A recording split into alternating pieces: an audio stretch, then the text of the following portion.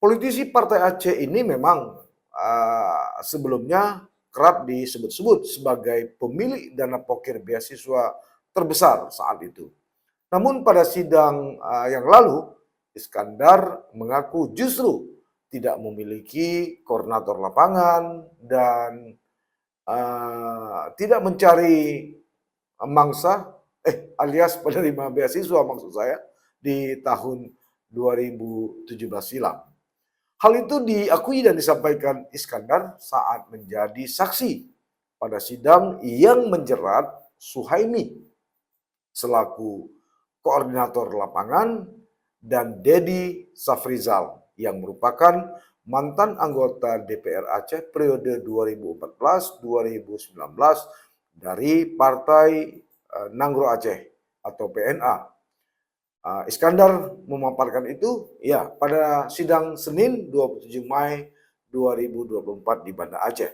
Iskandar Usman Al-Faraki juga menegaskan bahwa dia tidak pernah mengeluarkan surat apapun terkait penunjukan korlap atau koordinator lapangan. Kata dia, saya tidak memiliki koordinator. Saya tidak pernah mengeluarkan surat apapun untuk ada koordinator.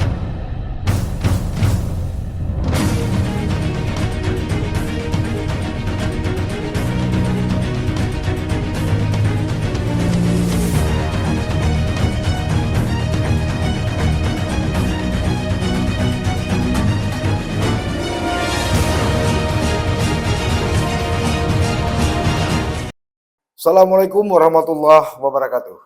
Sahabat titik balik, kembali kita bertemu. Kali ini saya coba akan mengajak Anda untuk membahas seputar masalah persidangan kasus dugaan korupsi dana beasiswa yang berasal dari program pokok pikiran atau pokir anggota DPR Aceh pada periode yang lalu. Tapi ibarat makan bubur, ini baru pinggir-pinggirnya saja. Di tengah belum. Artinya sejumlah saksi memang telah dipanggil, tapi hanya untuk satu terdakwa, mantan anggota DPR Aceh, dan sisanya adalah para saksi yang menjadi koordinator lapangan. Walau memang tak memuaskan banyak pihak, tapi kasus dugaan korupsi ini akhirnya masuk juga ke ranah hukum. Saat ini prosesnya sedang bergulir di Pengadilan Negeri Tindak Pidana Korupsi atau Tipikor Banda Aceh, dan pada Senin 27 Mei 2024 lalu, Majelis Hakim yang dipimpin oleh Julfikar SH memanggil dan memeriksa sejumlah saksi, termasuk salah satunya anggota DPR Aceh Iskandar Usman Al-Faraki. Politisi Partai Aceh ini memang sebelumnya kerap disebut-sebut sebagai pemilik dana pokir beasiswa terbesar saat itu. Namun pada sidang yang lalu, Iskandar mengaku justru tidak memiliki koordinator lapangan dan tidak mencari mangsa alias penerima beasiswa maksud saya di tahun 2017 silam. Hal itu diakui dan disampaikan Iskandar saat menjadi saksi pada sidang yang menjerat Suhaimi selaku koordinator lapangan dan Dedi Safrizal yang merupakan mantan anggota DPR Aceh periode 2014-2019 dari Partai Nangro Aceh atau PNA. Iskandar memaparkan itu ya pada sidang Senin 27 Mei 2024 di Banda Aceh. Iskandar Usman Al-Faraki juga menegaskan bahwa dia tidak pernah mengeluarkan surat apapun terkait penunjukan korlap atau koordinator lapangan. Kata dia, saya tidak memiliki koordinator. Saya tidak pernah mengeluarkan surat apapun untuk ada koordinator. Begitu tegas Iskandar saat sidang. Tapi majelis hakim tentu saja tidak mudah percaya dengan pengakuan tersebut. Lalu bertanya kepada Iskandar, maksud dari koordinator seperti terdakwa Suhaimi yang bekerja untuk Deddy Safrizal saat itu, yang juga menjabat sebagai anggota DPR Aceh. Tapi lagi-lagi Iskandar Usman Al-Faraki tetap kekeh mengaku hal yang sama atau menepis bahwa dia tidak pernah mengajukan korlap atau dia tetap pada keterangannya bahwa dia tidak punya korlap. Lantas pengacara terdakwa Deddy juga bertanya kepada Iskandar, apakah dia mengenal Reza Fahlevi yang dikabarkan menjadi koordinatornya. Iskandar lagi-lagi menegaskan bahwa dirinya tidak mengenal orang tersebut. Selanjutnya, hakim anggota Anda Ardiansyah juga mengejar pertanyaan kepada Iskandar Al-Faraki. Apakah dirinya mengenal Khairul Bahri yang saat itu masih menjadi anggota Partai Aceh atau PA. Namun lagi-lagi Iskandar mengatakan tidak mengenalnya. Pengakuan Iskandar Usman Al-Faraki ini tentu saja menepis sekaligus sebagai jawaban dari berbagai praduga yang sempat atau selama ini dialamatkan kepada dirinya. Bayangkan ada yang menuding jika Iskandar menggunakan jasa abang kandung serta adik iparnya sebagai korlap dari program beasiswa tersebut. Sebelumnya sejumlah media pers, baik cetak maupun cyber atau elektronik juga memberitakan bahwa Kejaksaan Tinggi Aceh menerima pelimpahan berkas 3 kasus tersangka dugaan korupsi beasiswa pemerintah Aceh yang bermasalah itu. Mereka adalah Suhaimi bin Ibrahim, Salamuddin bin Usman, dan M. Reza Firdaus. Nah, nama-nama tersebut ada dalam berkas perkara, kata pelaksana harian Kepala Seksi Penerangan Hukum Kejaksaan Tinggi Aceh, Ali Rasap Lubis, pada Selasa 5 September 2023 lalu. Ketiganya merupakan koordinator yang bertugas untuk mencari, mengumpulkan data, dan mengambil uang dari para penerima beasiswa. Menurut Ali Rasap Lubis ketika itu, Suhaimi bekerja untuk Deddy Safrizal. Adapun Salamuddin bin Usman dan M. Reza Firdaus bekerja untuk Iskandar Usman Al-Faraki. Entah itu sebabnya nama Iskandar Usman Al-Faraki sempat mencuat pada sidang lanjutan perkara korupsi beasiswa Aceh di Pengadilan Tipikor Banda Aceh pada Kamis 16 Mei 2024 lalu. Dalam sidang itu, jaksa penuntut umum dari Kejaksaan Tinggi Aceh menghadirkan 4 saksi, yaitu Profesor Said Muhammad, Direktur Lembaga Peningkatan Sumber Daya Manusia atau LPSDM Aceh. Ada juga Hamid Zain, mantan Sekretaris Dewan atau Sekwan DPR Aceh. Ada Musliadi, staf Sekretariat Umum DPR Aceh, dan Rahmatna, staf umum LPSDM Aceh. Nah, saksi Profesor Said, guru besar Universitas Syah Kuala Banda Aceh atau USK Banda Aceh, mengaku bahwa dirinya memang ada bertemu dengan Iskandar Usman Al-Faraki di Bandara Belang Bintang, Kabupaten Aceh Besar, Provinsi Aceh. Dalam pertemuan itu, menurut Prof. Said, Iskandar membicarakan bantuan pendidikan dari pokok pikiran Dewan. Saat itu, Iskandar bertanya kepada Prof. Said, apa bisa titip dana pokir di LPSDM? Dan Said membenarkan dan mengiyakan, tapi dia menegaskan dengan persyaratan atau melakukan seleksi calon penerima. Namun, menurut pengakuan Said, Iskandar Usman Al-Faraki ketika itu menolak melakukan syarat seleksi calon penerima karena nama-nama sudah ada beserta tim korlapnya. Ini menurut Profesor Said. Dia bilang, atau Iskandar Usman Al-Faraki bilang, sudah ada nama-nama calon penerima beasiswa dan korlap. Namanya ada di flash disk. Begitu ungkap Prof. Said. Ini tentu saja bukan cerita baru. Seperti kita ketahui, sejak tahun 2022, Direktur LPSDM Aceh telah ditetapkan sebagai tersangka oleh penyidik Direktorat Reserse Kriminal Khusus Polda Aceh. Ada juga inisial SY,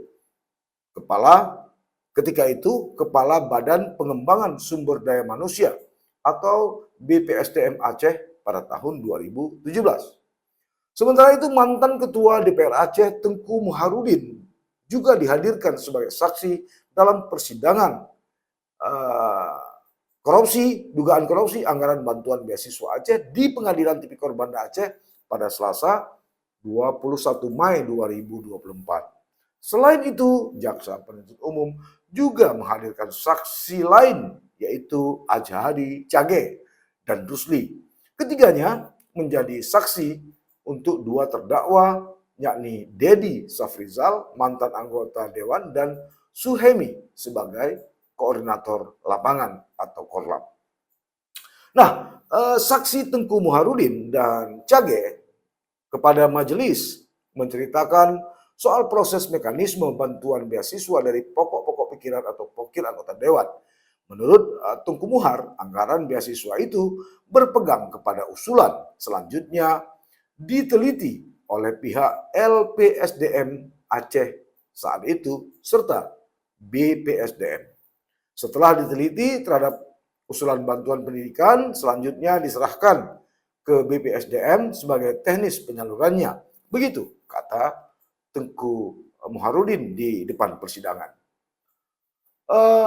Sahabat titik balik, kisah miris ini bermula ketika pemerintah Aceh membayar atau menyalurkan bantuan pendidikan kepada para mahasiswa yang sebenarnya membutuhkan biaya untuk merampungkan tugas akhir seperti skripsi, tesis, bahkan disertasi, ataupun untuk keperluan lainnya di bidang akademis.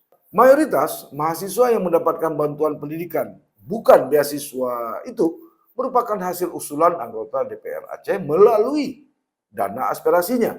Tapi pada tahun 2017 silam, bantuan tersebut terindikasi dipotong pihak pengusul dengan porsi yang lebih besar potongannya daripada para mahasiswa sebagai penerima. Di DPR Aceh saat itu tercatat ada 81 anggota dewan. Dari jumlah tersebut, hanya 24 orang yang mengalokasikan dana aspirasinya untuk bantuan pendidikan bagi mahasiswa yang membutuhkan. Tetapi pada tahun 2017 lalu, 9 dari 24 anggota DPR Aceh pengusul dana bantuan pendidikan tadi terindikasi kuat memotong atau menyelewengkan dana tersebut. Di dalam dokumen hasil pemeriksaan bantuan pemerintah Aceh tahun 2017 yang disampaikan Inspektorat Aceh kepada Gubernur Aceh pada 13 April 2018 lalu terungkap dan juga dipublikasi oleh sejumlah media pers. Salah satunya adalah Harian Serambi Indonesia. Ada 9 nama anggota DPR Aceh yang diduga melakukan dalam tanda petik penyelewengan bantuan pendidikan itu.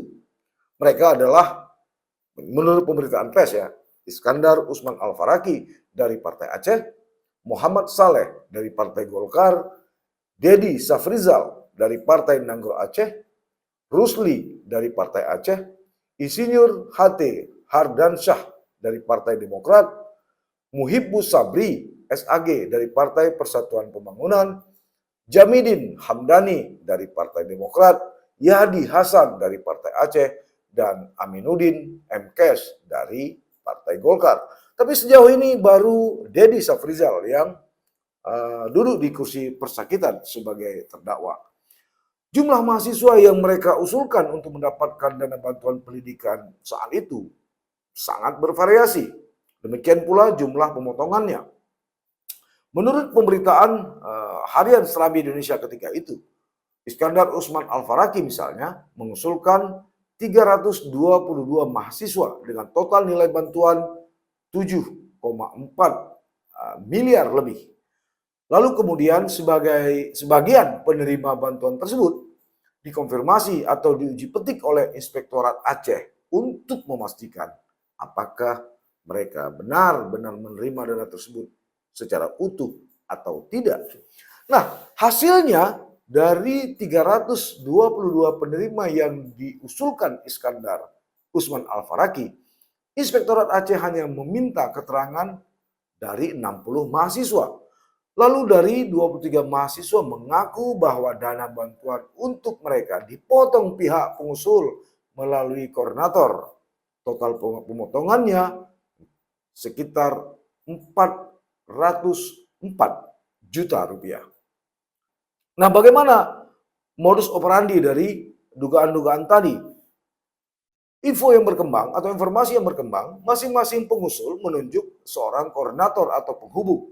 Ada saudaranya seperti adik ipar, bahkan abang kandung, ada sepupu, ada teman dekat, ada teman satu partai, dan lain-lain dari si pengusul. Nah, para koordinator inilah yang kemudian menghubungi calon penerima bantuan pendidikan. Modus operandi pemotongan dana bantuan pendidikan ini menurut Inspektorat Aceh dilakukan melalui 4 tahap. Pertama, buku rekening. Kedua, kartu ATM. Pemegang dan penerima atau penghubung. Kemudian, penghubung meminta uang secara tunai kepada mahasiswa penerima bantuan. Selanjutnya, mahasiswa tersebut mentransfer kepada penghubung. Ujung-ujungnya, penghubung membuat rekening atas nama mahasiswa penerima bantuan tanpa sepengetahuan mahasiswa tersebut. Nah, uang yang diminta itu kembali atau dipotong dari para penerima bantuan, kemudian diserahkan penghubung kepada oknum anggota dewan selaku pengusul. Total bantuan pendidikan yang telah disalurkan mencapai 19,6 miliar kepada 803 mahasiswa penerima. Kemudian berdasarkan hasil konfirmasi Inspektorat Aceh terhadap 197 mahasiswa ketika itu, mereka mengaku hanya menerima 5,2 miliar. Sedangkan 1,14 miliar diantaranya belum mereka terima karena sudah dipotong oleh penghubung. Malah saat Inspektorat Aceh melakukan konfirmasi kepada para penerima, ternyata masih ada uang mereka yang tertahan di tangan penghubung atau koordinator. Inspektorat Aceh pun sudah membuat ketika itu Inspektorat Aceh pun sudah membuat persentase bahwa dari 175 penerima yang berhasil mereka konfirmasi, ternyata 64% diantaranya terindikasi menerima penuh uang tersebut. Nah, ketika itu Inspektorat Aceh pun sudah membuat persentasi bahwa dari 172 penerima yang berhasil mereka konfirmasi, ternyata 64% diantaranya terindikasi tidak menerima penuh uang tersebut atau dipotong. Dan yang menerima penuh ada 33%. Dan 3% diantaranya tidak menerima sama sekali.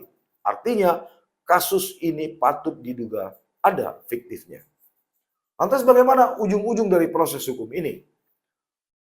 Sayangnya entah coba menghindar dari fakta atau memang mungkin sedang mengalami amnesia.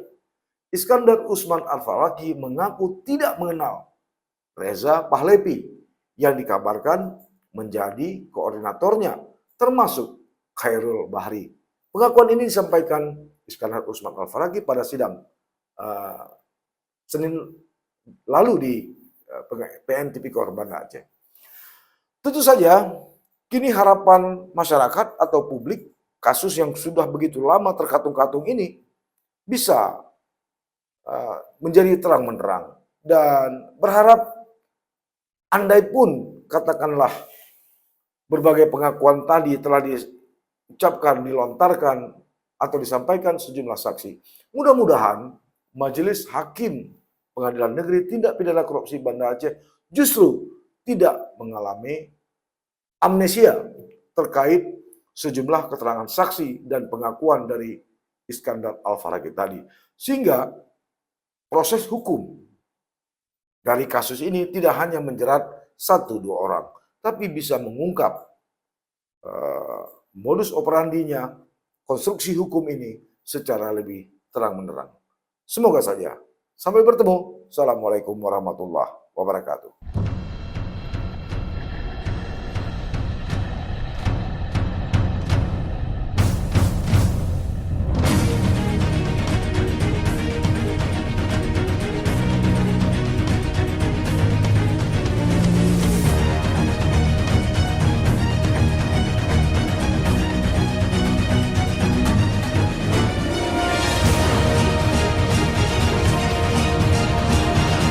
Jangan lupa like, komen, dan subscribe.